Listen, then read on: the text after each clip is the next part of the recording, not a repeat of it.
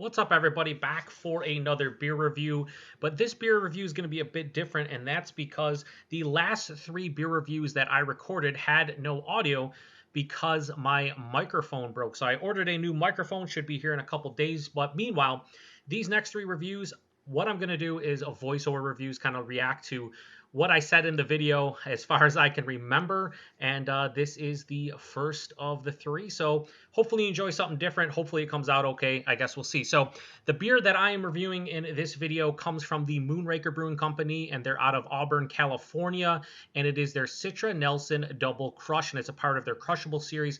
It is an Imperial IPA that is brewed with Citra and Nelson Sauvin hops. It comes in at 8.5% alcohol by volume. No IBUs listed in time of review. This can was just under 5 weeks old, and this beer was sent to me by a good friend of mine and a viewer of the channel, Jesse. So huge thanks to him for this beer. In the description box, you can find the link to the beer mail video that I did that contains all the goodies he sent my way. And yeah, so here we are looking at the review. I'm running my mouth as I typically do.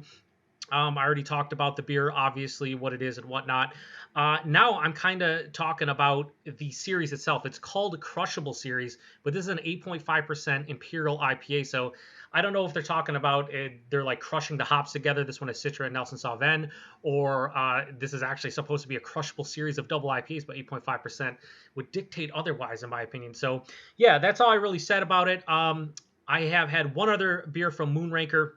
It was sent to me by another good friend of mine and a viewer of the channel, but it was their random order as a double IPA. And what I loved about it, and that's what I said at the beginning of this video, is that that beer specifically is like a hybrid of a hazy and a West Coast style beer, and I'm expecting this beer to be somewhat the same. So I cracked it open, I poured it, as you can see, doing the appearance here. And I keep on saying in this review that this looks like a Vermont style double IPA, like an old school beer from like 2015 or 16. And you can see, and I'm seeing the same thing you're seeing, because obviously I'm doing more of a voiceover reacting, or a reaction, I should say, kind of review here. But it looks like an old school, double IPA from Vermont. It has that orange color. There was very fine sediment when I held it up to the light. Had a one finger bright white head, played the role. So now here in the nose, it's basically sweet citrus, peach. And what I'm saying here is it reminds me of kind of the typical white grape aroma you get with Nelson.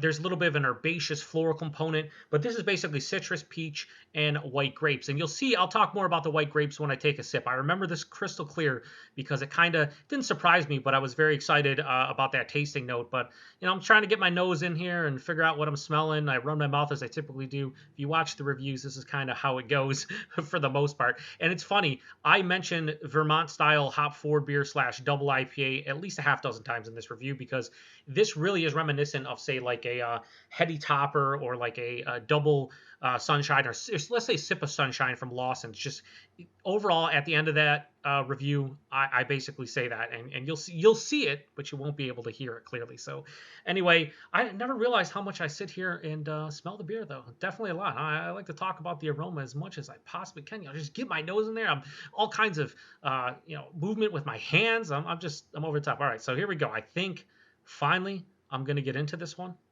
We'll see. I don't know. Come on, Joe. Come on, get it done.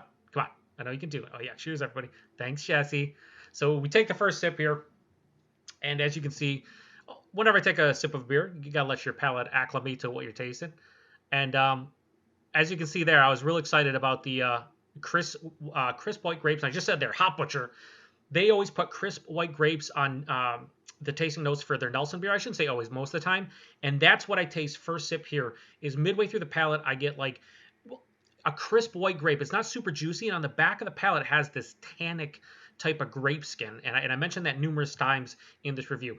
We talk about the body here. Higher side of medium body for sure. The mouthfeel is crisp and effervescent while still being quite smooth on the palate, which again is a plus to this beer in my opinion. So pretty good body and mouthfeel overall.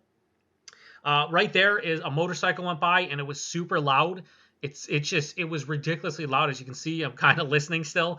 I remember that vividly too, because it was incredibly loud, probably the loudest motorcycle to pass by when I was doing a review ever. So as we start talking about the tasting notes, more or less the recap of this, as I'm quacking here and flapping my gums and everything. This beer really, really good. I enjoyed it. It had, again, sweet citrus, peach, white grapes, that crisp white grape I was talking about. In the finish, really nice, moderately bitter and semi-dry kind of finish. There's a nice dank kind of herbaceousness on the back of the palate along with that tannic grape skin. So it's really well balanced, not overly sweet at 8.5%. And dare I say, I kind of look like an idiot now because it is crushable for what it is. It is a very crushable double IPA. I still don't think that's what the series actually means, but yeah, overall this is a really good beer. But it reminded me once again of a beer that was, brewed back in the middle 2010s, and something I'm experiencing for the first time back then. So it really didn't blow me away from that aspect, but it was really good. And Moonraker does a really good job, I think, again, of bridging the New England / hazy style along with the West Coast style, because wow, I think there was just firecrackers. As I'm recording this voiceover, there's firecrackers outside. We're just going to leave that in. I don't know if anybody heard it, but kind of ridiculous. Anyway,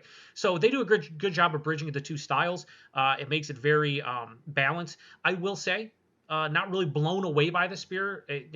Beers like this, 7-8 years ago definitely blew me away. Nowadays, I just really enjoyed it. I liked how the beer looked, smelled, tasted, but it wasn't anything that was amazing to my palate. Still a really fun beer to try. Why? Because I always like trying beers out from breweries that I've had before that I know are really good. And I've heard really good things about Moonraker. Again, I've only had one beer from them. So at the end of the day, being able to try another one of their beers, really happy. So this is where I give the rating, and I do the, let's get the thumbnail, put it right to the camera. I gave this one a 4.1 out of 5, so a high 4 out of 5. Like I said, not amazing, but really good. And yeah, just something I would easily drink again. If it was a beer local to me, I would definitely pick up a 4-pack of this again, no problems, no questions asked. As far as like price and availability go on this beer, like a lot of beers that are sent to me, I don't know. All I know is this is out of Auburn, California. A lot of California beer is expensive. So Jesse, if you are listening to this, and hopefully you are, post in the comment section what you paid for this, what the availability is as far as you know. I'd imagine, a 4-pack of this is $20 to $22. I don't know if I'd pay that again for this beer specifically, but I definitely pay it to try something out of the series again. And availability, wherever you see Moonraker, I have no idea at this point. So again, Jesse, or anybody in California, if you know the availability and price point of this one, please post in the comment section. So yeah, that's all I really have as far as this voiceover goes. Interesting. I have to do 2 more of these, and we'll see how it goes. I mean, it's something different. I didn't want to scrap these reviews because all 3 beers were sent to me by Jesse and Hop Butcher. 1 from Hop Butcher, 2 from Jesse. And when they go out of their way to send me beer, I want to make sure I post the reviews if I can. And I felt like instead of scrapping it, let's do a voiceover. So here we are. I will say I realize I do just quack on and talk on about a bunch of bullshit over and over. So anyway, appreciate everybody stopping by. Till the next one. Cheers.